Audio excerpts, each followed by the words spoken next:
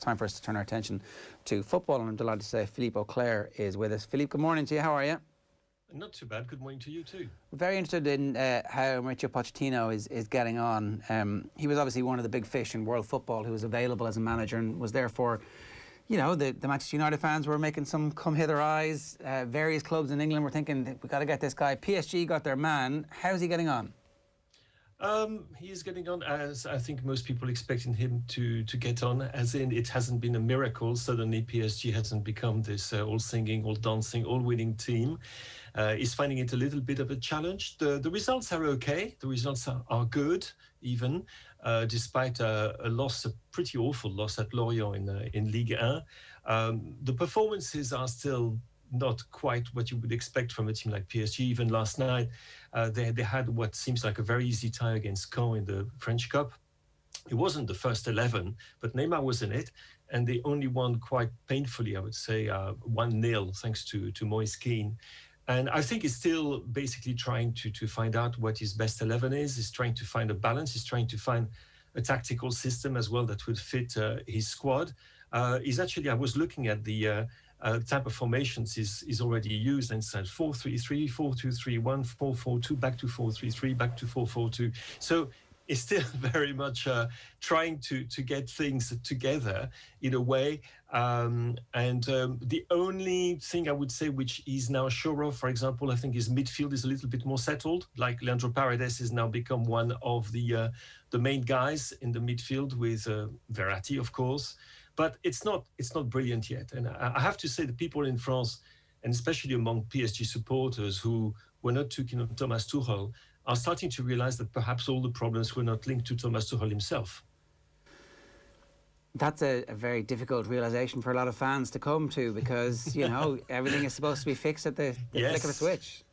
Indeed, and that hasn't been the case. But to be honest, I mean, he's only at the very start of his PSG career. I think he's managed 8 games. He's lost this one game against Lorient. He has 6 wins. Importantly, very importantly in the eyes of PSG fans, he won our Classico against Marseille. Now, of course, this is not the great Marseille of the glory years. This is not even the Marseille of the Didier Deschamps years or the Bielsa years.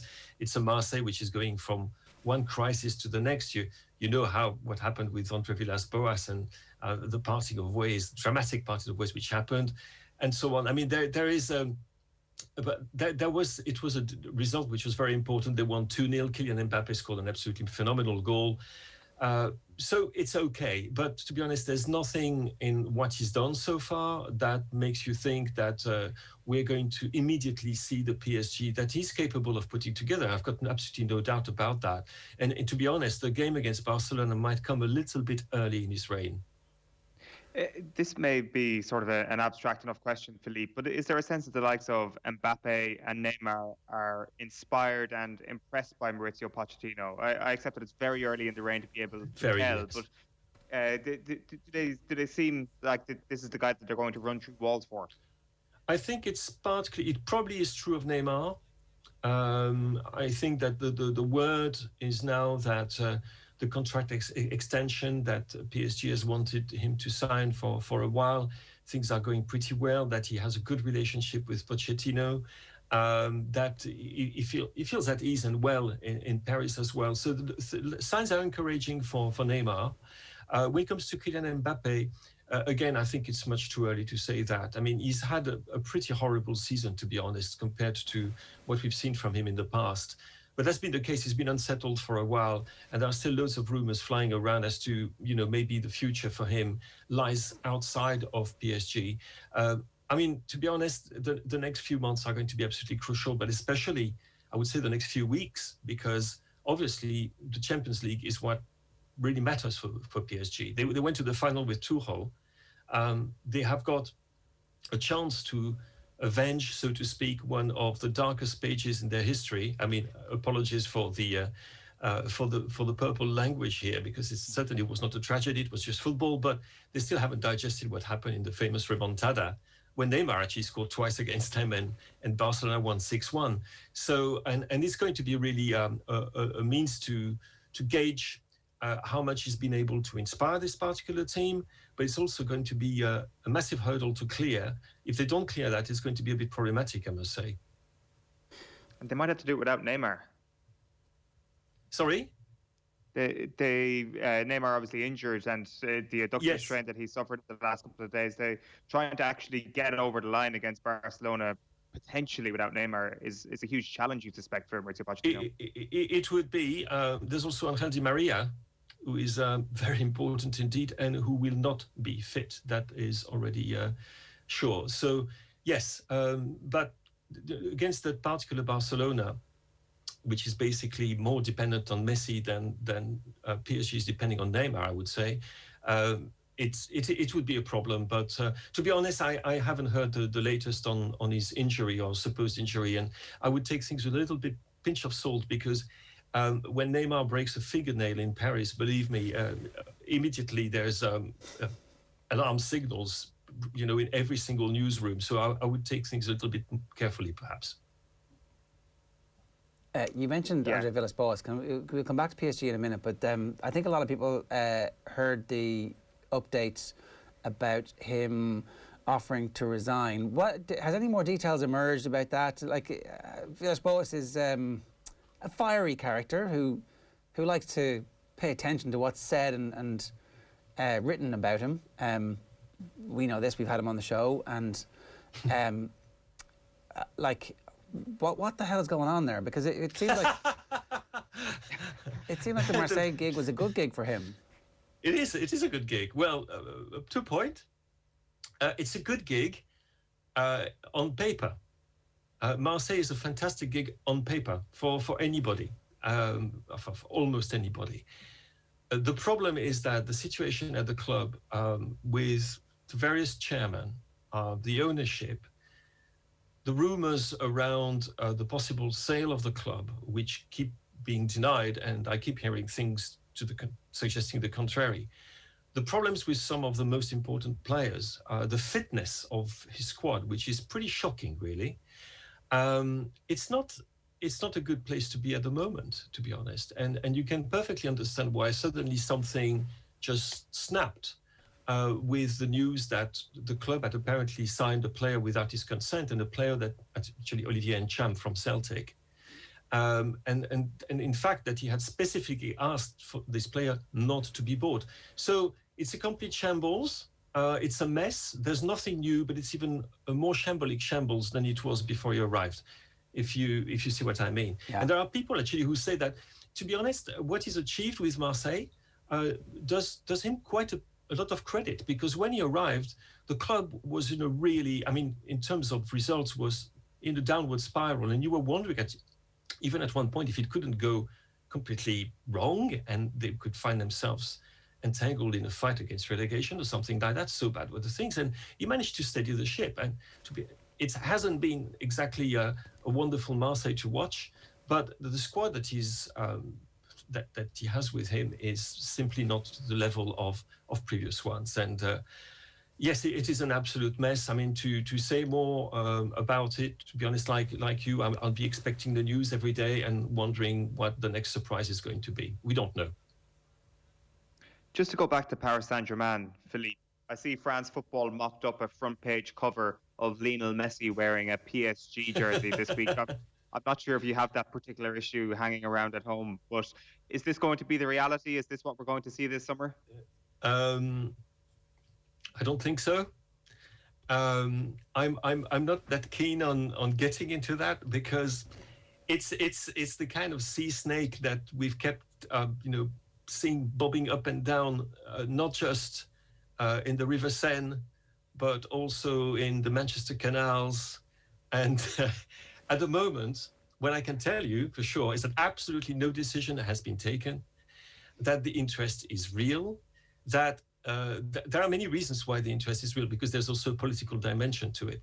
You can imagine what it would be like for Qatari-owned PSG to claim having a front line of Mbappe, Neymar, and Messi in its personal schoolyard food with Manchester City, say, which belongs to the Emiratis. So yes, it is serious in terms of the interest. Will it happen? I don't think so. but this is purely, I'm speaking purely from intuition and from the way I perceive things rather than from any information, because to be absolutely honest, I don't believe the information is available. You've mentioned it already, Philippe, but this really is a vital few months for Paris Saint-Germain. Yeah. Because it seems it can go a number of different ways. You could add Lionel Messi and keep all the superstars, but by the same token, there are enough reports linking Mbappe and Neymar away from the club to suggest that they could be without any superstars come next season. I doubt that very much. As I said, for Neymar, the signs are pretty good, and people in Paris are quite optimistic that he will remain at the club. Mbappe is a complicated case. As I said, his performances haven't been at the kind of level we'd come to expect from him. He hasn't progressed as we thought he would progress to become genuinely one of the world's top players. He's still, their contracts are going past. I mean, the months are going past quite quickly, and they need to sort his situation quickly. The fact that Mbappe at one stage genuinely wanted to leave the club, I can vouch for that. I can genuinely vouch for that. And I can also genuinely vouch for the fact that Liverpool was a destination that he was very much interested in. What thing you've got to keep in mind, and this is valid for Messi, this is valid for Neymar, this is valid for Mbappe, this is valid for Harry Kane, is the fact that we are in a very strange economic situation. Believe me, when you're going to see all the accounts of the clubs for 2019, 2020, we've got quite a few already, but we're missing a few more. You'll see it's carnage. 2020, 2021 is going to be even worse. The number of clubs which will be able to put on the table the kind of money that you need to bring a Neymar, not just to bring him, but also to pay the salary. This is, it's not even the fingers, it's fingers on the head of Django Reinhardt. Like, it's only like 2 or 3 in the world. That's it. Which is why you have to, which is why at the moment, if you talk to people inside those circles, they all say that it's very unlikely that there would be big moves this summer, simply because nobody has got the means to move one great player from one club to the next. Can I ask you about an old adversary of Irish football, Raymond Domenech? We followed his career a lot here. Yes, and I'm sure that you will have been so saddened by the news that Raymond Domenech had parted ways, which is a very polite way of saying that he was shown the door by FC Nantes after the grand total of 8 games, of which he won precisely none. I have to say that in France, everybody had greeted the news of Domenech being appointed at the head of FC Nantes with dismay. Has to be remembered, by the way, that Domenech hadn't managed a single club game since 30th of June 1993. What? Wow. Yes. Wow, I didn't know that. So, wow. Yeah. So I think that's probably a quiz question, which is what is the longest a manager has spent, in the desert, so to speak. Well, he was, of course, with France under 21s and then with France, and he almost won a World Cup in 2006. But he hadn't managed the club for 27 years, which is crazy. So it went pear-shaped very, very quickly, as everybody expected. He's gone, and he should be replaced. Maybe it's been finalized now by Antoine Comboiré, who is Antoine Comboiré is a bit like the French Sam Allardyce. So he's on the merry-go-round. You keep seeing him going from one club to the next. Good luck to the supporters of FC Nantes. They're going to have a tough season. Right, and where does Domenech go next? He goes back to his TV shows. He goes back to having an opinion about absolutely everything. And it's very unlikely he's going back to a managerial job in the near future. Essentially, he's a football charlatan. Well, that's the word you're using. I don't think he's a complete charlatan because he was not, because I'm somebody who is quite polite by nature. So I'm not going to use that word. I'm going to say that his stature and his status within the game, or his stature within the game, is perhaps not as high as he would like it to believe, as he would like it to be. And that there is, quite a large distance, if not a chasm, between the way he sees himself and the way other people see him as a manager. Very politely put, Philippe. As ever, merci beaucoup. De rien. That's Philippe Auclair giving us some insight into what's going on in French football at the moment. And, that AVB story at Marseille is fairly remarkable stuff too.